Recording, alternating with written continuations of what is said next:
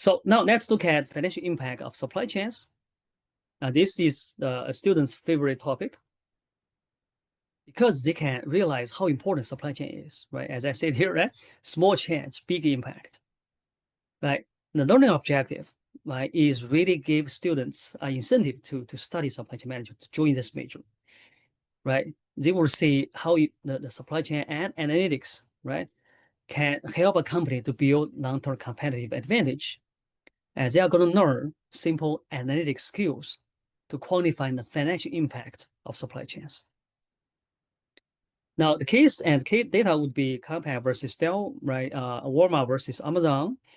And students can also play with the 43,000 companies data over about 10 years. Lecture time about 60 minutes.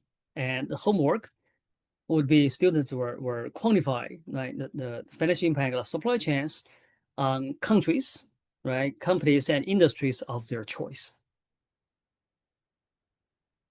Okay, teaching effectiveness, student testimonials. What they said is this module, right? Let's call this module operations drive stock market, right? Provide an excellent understanding of how operational performance affects a company's market value. Right. So I especially found so on and so forth interesting. And I hope I can continue using these resources with the foundation gained from this class. And actually, many students use the teaching materials continuously after their graduation. Right. I found the topics, stock market drivers and sourcing to be really useful. Being able to actually see their use in real life definitely shows these topics were useful as a supply chain student and so relevant. Right?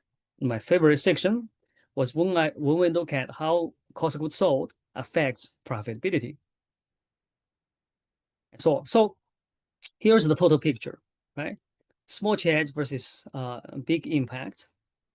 So the cost margin will go first with a small change of supply chain operations. Let's say 1% improvement on cost of goods sold, right? We'll calculate, right, how much impact this 1% is going to have on the company's bottom line. That is net income, often more than 10%, right? And I'm going to show you the calculation a little bit later, right? Then we'll compare the net income versus stock market value to see how much impact this 10% is going to have on the company's market valuation, such as market cap, would be billions of dollars,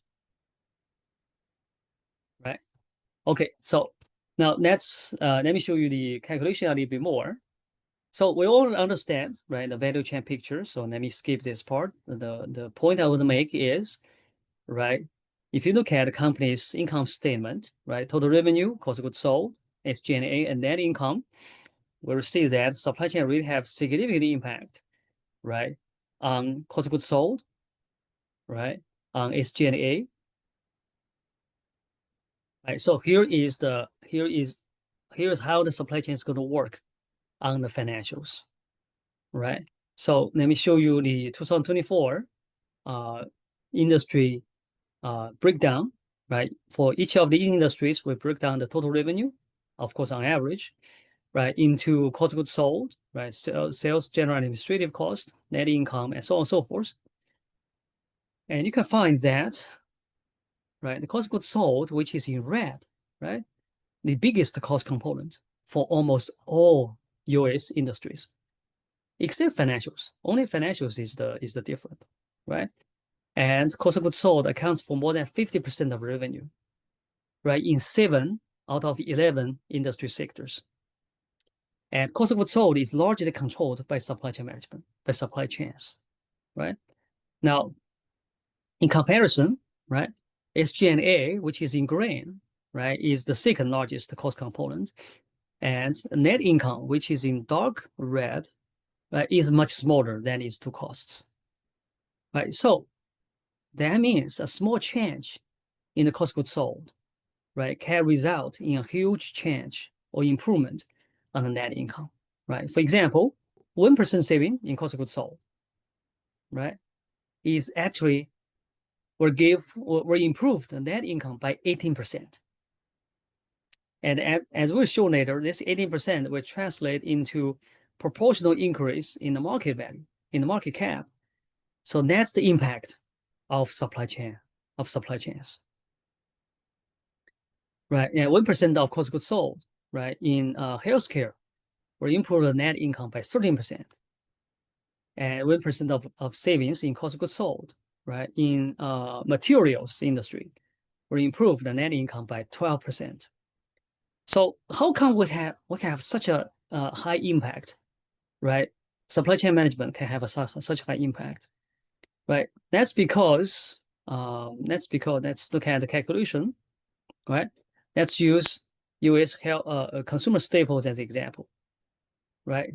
Let me tell you the reason first, right? That's because cost of goods sold is bigger much bigger than net income, right? Now numerically, in this example, cost of goods sold is 74.76%, about 75% of the revenue, right? But the net income is only 4.11% of the revenue.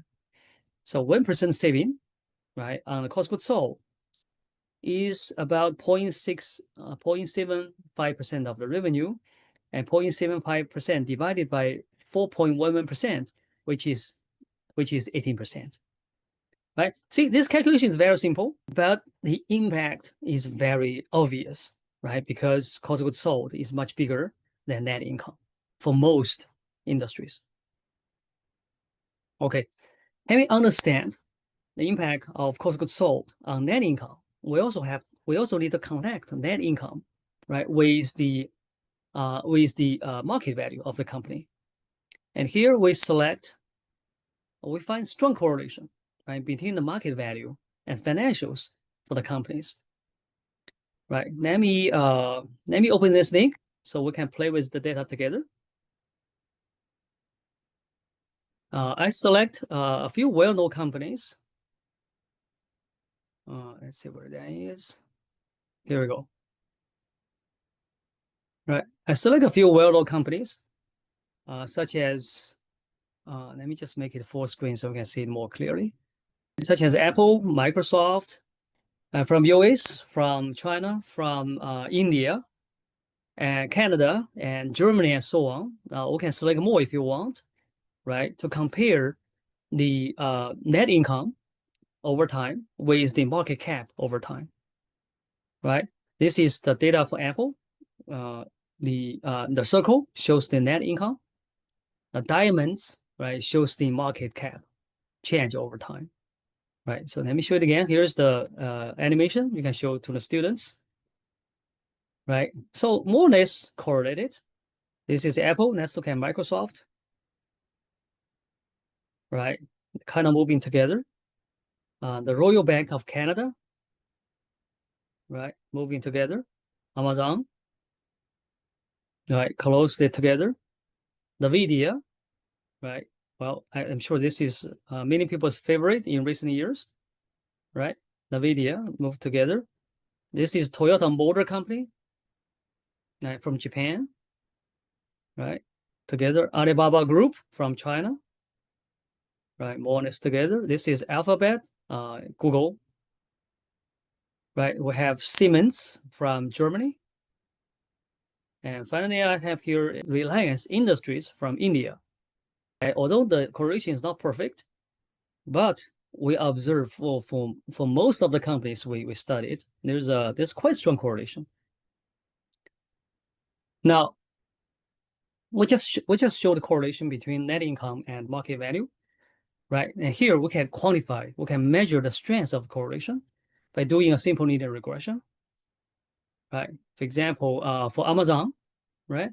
This is the correlation we find, right, between market capitalization and net income, right? R squared about 88%, right? And you can see the regression equation, y equal to 30, times x and so on, right? So the implication, right, of this regression equation is that if Amazon can increase its net income by $1 billion, then the market cap can increase by $31 billion,